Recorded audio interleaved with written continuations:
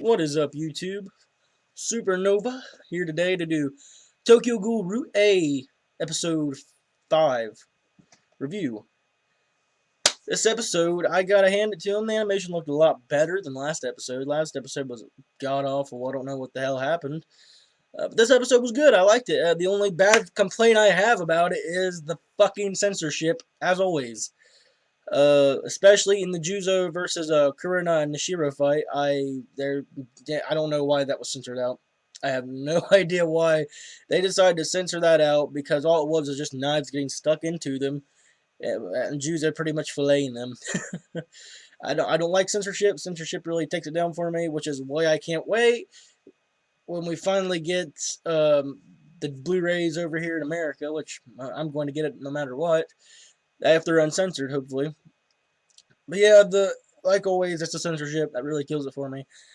But anyways, let's get into this episode. When we start off, we go into the JUUZO versus the twins fight, and we get a flashback of the twins. We're actually former students of Amon. He was giving a lecture, and they had a friend, and they walked up to Amon after the lecture and said, "Is it possible for females to be fine investigators too?" Amon pretty much says, "Yeah." He don't say it like that. He says, "Yeah." He goes, "I look forward to working with you." And then later on, the friend who asked that, she ends up dying. We don't know how. You just see them at their funeral. And they're walking away, and JUUZO's like, they find JUUZO, and they ask JUUZO why didn't he come to her funeral.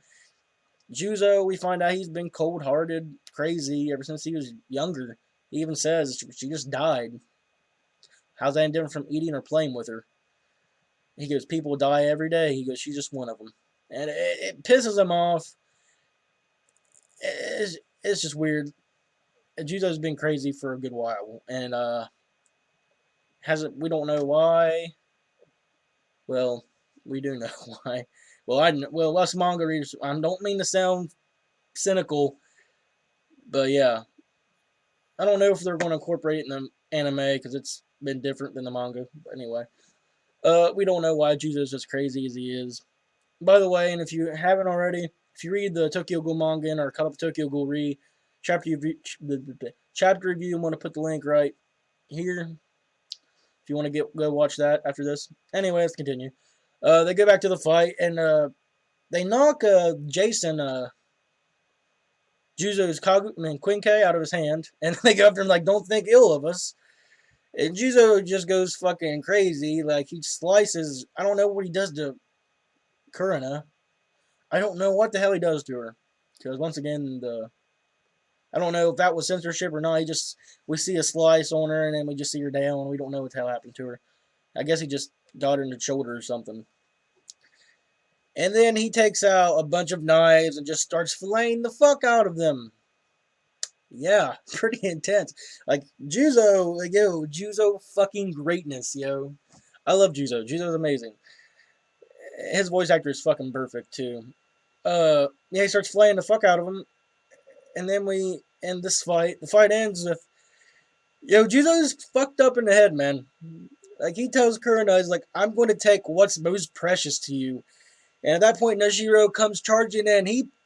While he's saying this, he's messing around with the scythe, like, moving around and stuff, and she jumps in midair, and in a split second, slashes Nishiro right down, well, not in the middle, he cuts her, like, diagonally. And that pretty much put her out of the fight in commission, because I'm going to take what's most precious to Kurina, which is Nishiro. And man, just that moment when he did that was fucking intense. I was like, whoa, like, shit. It was intense. And after that, Kurina picks up Nishiro and they run away, and that ends the fight there. And then we go to the Ayato. Well, never mind. That ends the fight for that right there. And then we go into back into the Ayato versus Shinohara fight. Ayato is putting up a pretty good, alright fight against Shinohara, but Shinohara, of course, is a strong opponent. Way stronger than what Ayato, I think, can handle. And he just ends up taking Ayato to the limit. And Ayato, we see a flashback of Ayato's father, how he's reading them stories, and then he's leaving. Like, when they're going to bed, I think he's leaving. And it's a really sad moment for Ayato because he just passes out right there, like he's gone. Like he just loses that fight. And then after that, fucking Kaneki, centipede form, comes busting through, and he's fucking fast. Like he's fast as shit. And he's giving Shinohara a run for his fucking money. And before we get into that fight, continuing in that one, we go into Hoji. He goes to find Tatara. And Tatara is saying he wants these two people back. They're two ghouls. I don't remember what their names were. Hoji says I can't do that. And we find out why. That I can't remember what Chikazawa was his name. The guy who's with Hoji. He's using one of their Kagunes as Quinke, and Tatara pretty much sees that. And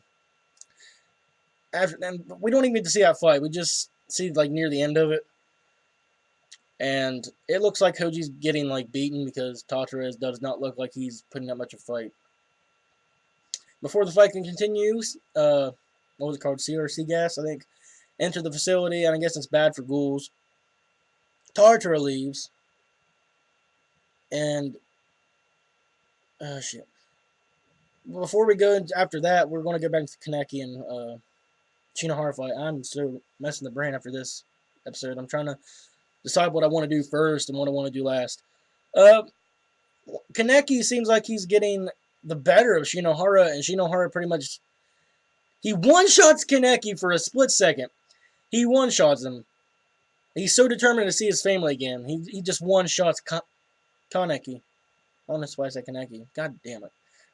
But he one-shots Kaneki, and Kaneki pretty much... like it seems like he's done, like his Kagune's gone away.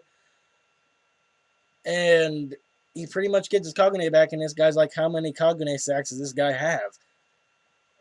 And I think, and what really got me was Kaneki, what he said. He goes, like, he starts going insane. He's like, centipedes in my head. I'm like, oh shit, he's remembering Jason.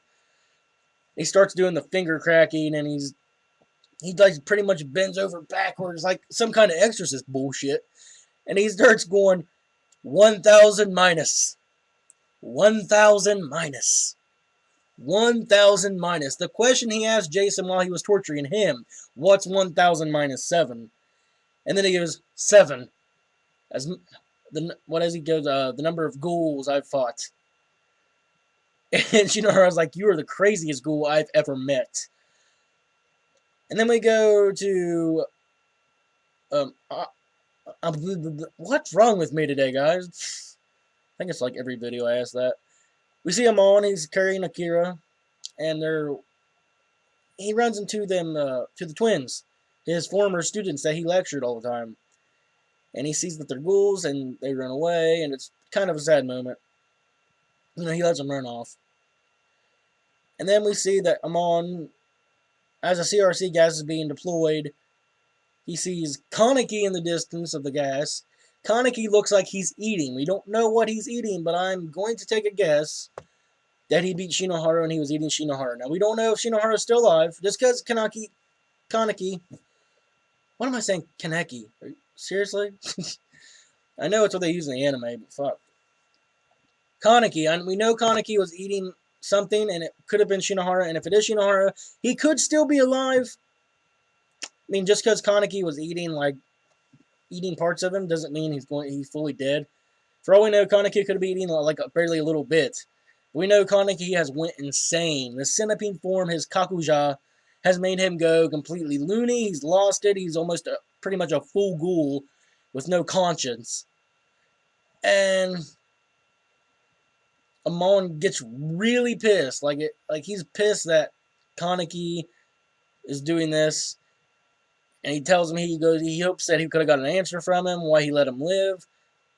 And he starts beating the hell out of Kaneki. He's cutting his Kagune easy with his freaking Quinke. Like, dude, like, he keeps... Whoa. Whoa. He, like, pretty much owns Kaneki. And then he tells him, he goes, you're just like any other ghoul, aren't you? And we see Kaneki start crying. He starts crying. And then... not too long after that, I don't want to mention one more thing before I get into this. We see Eto for a little bit, skipping around, and she says, it's about time. So I just want to throw it out there. Anyway, after that, we see the one-eyed owl. Yo, this motherfucker's big. He comes down, or it comes down, whatever it is, scoops up Ayato and Kaneki and fucking leaves. He saves them and leaves, and that's pretty much the end of the episode, really. Yeah, it's pretty much the end of the episode.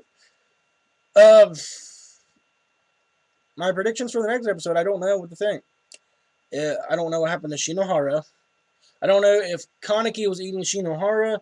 If he was, and Shinohara might still be alive. I don't know. We didn't see the outcome of that fight. I don't know what's really going to happen next episode. I don't know. I don't know where the one-eyed owl's taking Ayato and Kaneki. But yeah, that's pretty much the episode.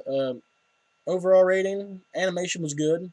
Not unlike last episode, it was awful. Animation was good. Pacing was... It was good. Pacing was good. And overall, episode rating, I give it a good plus. Yeah. So that's my review. And tell me what you guys think in the comments down below. Make sure to always comment, rate, and subscribe. I don't know why I did 4. And as always, I'll see you guys in the next video.